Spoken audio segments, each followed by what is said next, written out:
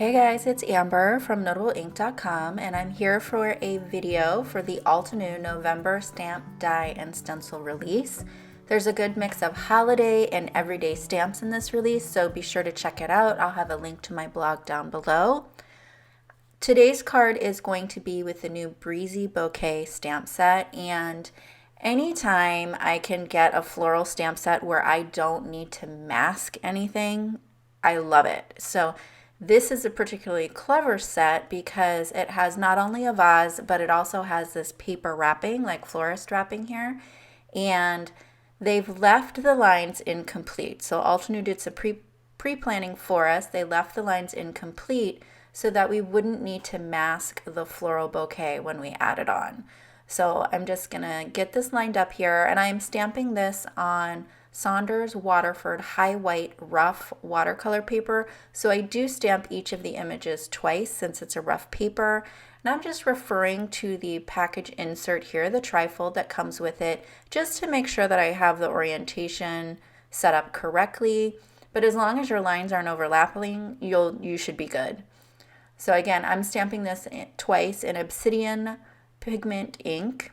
That's also from Altenew, and I'm going to go ahead and heat set it because we're going to do some watercoloring. Here are the colors that I decided to use for this image, so you can go ahead and pause it here if you want to write those down. But I'm going to start off with the flower, and I have all three of those colors just reconstituted and just on my Altenew palette here. And I'm using a silver brush from the Black Velvet line, and I think that is a number 4. And I'm using a wet on wet technique, and I'm just dropping in the color here. And I so wish that I had just stopped at this point right here. I don't know what my problem is, but for some reason I can't stop adding color. So I continue to add and add and add. So everything looks great right here. I think this looks great. It's kind of light and airy. You see a lot of just the work that the pigments have done on their own in the water. But no, I add like 3 more layers of color to this flower. Like even after it's dried, I go back and add additional color. So when you're doing your watercolor, perhaps use a little more restraint than I do sometimes, and you may be happier with the result. So this looks really pretty right here. But as I said, I let it dry, and then I come back in with another layer of the darkest color, and I just feel like it loses its watercolor looseness, and it becomes a little more forced in nature, it looks like. So, so I put down the darkest color, and then I'm blending that out with a little bit of the mid-tone there. I don't know. Am I trying to treat it like a Copic kind of situation? I don't know. Anyway, I think that it's a little too overworked. So you do you. Maybe stay with just the first layer of color. Moving on to the leaves, I have bamboo here. I'm going to add some forest glades to that so that I have a little bit of a darker color. And then I'm going to create another pile of green, which is still going to be bamboo, forest glades, but I'm also going to add some industrial diamond to it to dull it down and get a darker color so that I can do my shadows.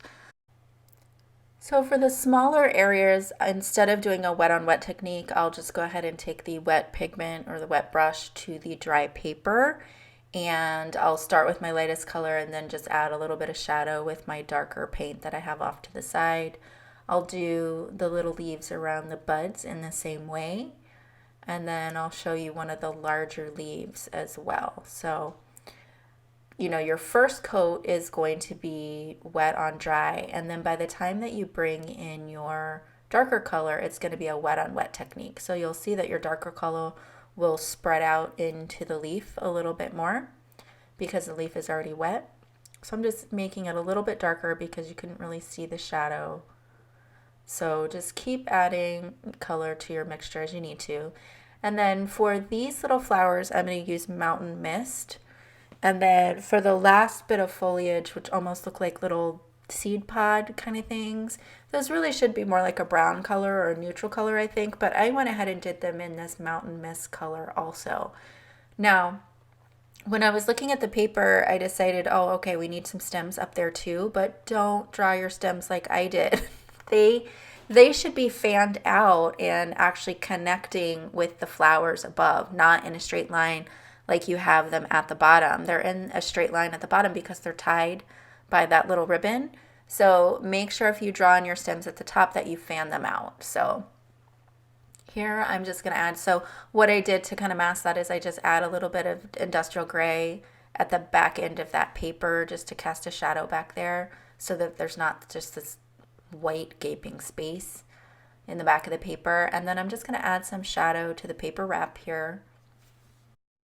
And then once I think I'm done, I'm going to die cut it slightly smaller than an A2 size. And with my mountain mist that I have here, I'm just going to use a flat brush and I'm going to draw some watercolor stripes on the background. I didn't like the arrangement just floating on the card, but I also am not great at that kind of loose watercolor background that a lot of people do. So I thought I would have a little bit more control with these stripes. And I really do like how it turned out. I also was not about to do any kind of masking on this either. I didn't want to have to cut a mask. So in some of the areas, this mountain mist is so light that I just painted right over the flowers.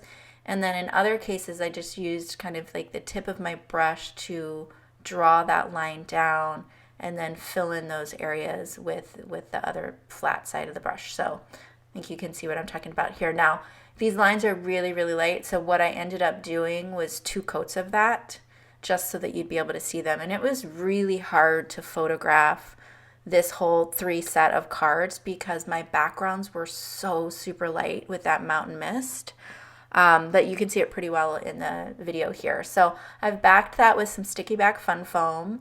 I'm going to mat it on an A2 size piece of cardstock, and then as my usual MO, I didn't think about a sentiment nor where I would need to stamp my bouquet to fit said sentiment on the card. So now I'm just figuring out what I'm going to use. I decided on this little bitty tag, which is super cute, and I think is another great addition to this set because I'm going to die cut the tag and pop it up, which is going to add the perfect amount of dimension to this card because I'm also going to put some black thread through it. So I just think it's such a cute little touch. So I will stamp a sentiment. I'm going to add a little bit of shadow, and I stamped it on the same watercolor paper so that everything would match. And then I am going to stamp a sentiment on the card. It's going to be special delivery, fits in there quite nicely. And then what I'll do is quote unquote tie this just for you tag to the paper wrapping where the twine already is on the stamp. So it'll look, so I just punched a hole with my, I don't know, I call it a pokey tool. I'm sure that there's a name for it. Craft pick? I think it's a craft pick. And then I'm just going to tie my twine in. I did a double line of it. And then I actually really liked my long ends there. I trimmed them about half the way, and I didn't like that at all. So then I trimmed them super short. So you can see those there, and I popped that up.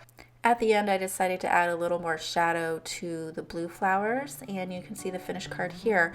I did coat the flowers with some Wink Estella to add a little bit of sparkle and shine, and you can see in my photos my blue lines are kind of washed out. They're a little more noticeable in person, but I like the boutique kind of feel to this card. So I hope that you guys enjoyed this project today. I have 2 other cards on my blog for this release, so be sure to check those out. The link will be below.